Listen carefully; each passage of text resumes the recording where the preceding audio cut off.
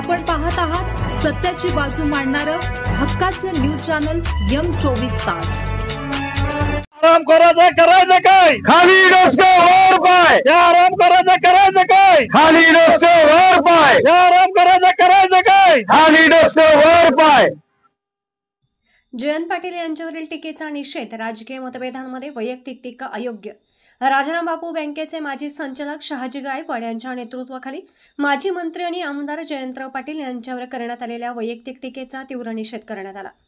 सार्वजनिक जीवनात राजकीय मतभेद असले तरी कुटुंबावर खालच्या पातळीवर टीका करणे अत्यंत निंदनीय असल्याचे मत यावेळी व्यक्त करण्यात आले।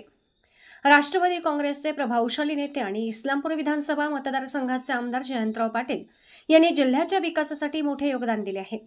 त्यांच्या नेतृत्वाखाली अनेक विकास कामे झाली आहेत आणि ते नेहमीच लोकहितासाठी काम करतात। त्यांच्या या कर्तृत्वामुळेच विरोधकांकडून त्यांच्या खासगी आयुष्यावर टीका करण्यात आल्याची चर्चा आहे।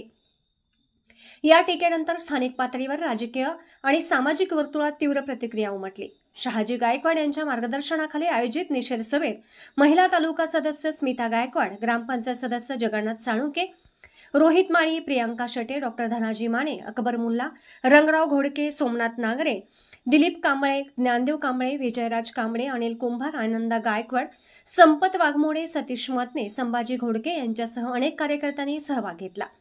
यावेळी सर्व उपस्थितांनी अशा घाणेरड्या टीकेचा निषेध केला। राजकीय मतभेद असावेत, पण वैयक्तिक टीका आणि बदनामीकारक आरोप करणे चुकीचे आहे। राजकीय चर्चेत सांस्कृतिक आणि सामाजिक पातळी राखली जावी असे मत त्यांनी मांडले। अशा प्रकारची टीका सहन केली जाणार नाही असा स्पष्ट इशाराही यावेळी देण्यात आला।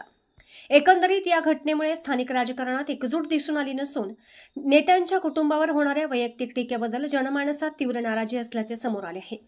पुढील काळात सार्वजनिक चर्चेत अधिक सुसंस्कृतपणा असावा अशी अपेक्षा यावेळी व्यक्त करण्यात आली। महाराष्ट्र राज्याचे लाडके नेते, सुसंस्कृत व्यक्तिमत्व जयंतरावजी पाटील साहेब यांच्यावरती जी काही काल खालच्या दर्जामध्ये हीन दर्जाची जी काही टीका केली त्याचा या ठिकाणी आयतोडे बुद्रुकचे जयंत पाटील साहेब प्रेमी या नात्याने या ठिकाणी मी पहिल्यांदा धिक्कार करतो। आणि आमच्या वाळवा तालुक्याचे नेते जयंतरावजी पाटील साहेब हे एक सुसंस्कृत नेते आहेत आणि त्याने एक महाराष्ट्राला आदर्श घालून दिलाय। आणि लोकनेते राजाराम बापू पाटील यांचे विचार आणि यांची संस्कृती जपण्याचं काम सर्व जाती धर्मांना एकत्र करून आज तालुक्याचा, महाराष्ट्राचा सर्वांगीण विकास करण्याचं काम हे जयंतरावजी पाटील साहेब करत आहेत।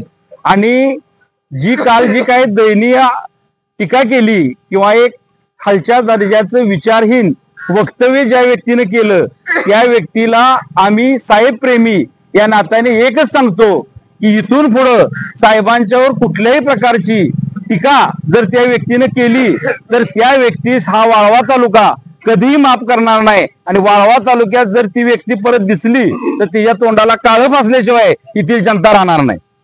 महाराष्ट्र शासनाला तुमची काय अपेक्षा असणार आहे, काय मागणी करणार? महाराष्ट्र शासन आणि जे काय ज्या पक्षाचं ते काम करतात त्या पक्षाची जर संस्कृती आणि विचार जर ह्या महाराष्ट्रात रुजवायचे असतील तर प्रथमतः त्यांनी त्याचा राजीनामा घ्यावा ही या ठिकाणी मी त्यांना विनंती करतो।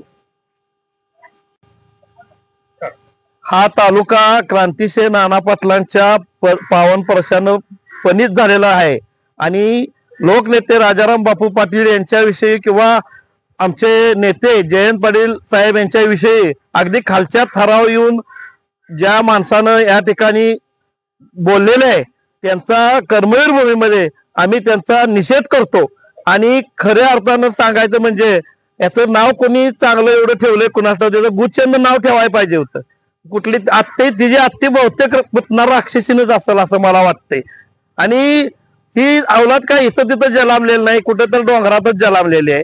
त्यामुळे परत यांचा जर असा जर उच्चार केला एकेरी किंवा काय तर ह्याला वाळवा तालुका खपवून घेणार नाही, सोडल्याशिवाय राहणार नाही, लक्षात ठेवा।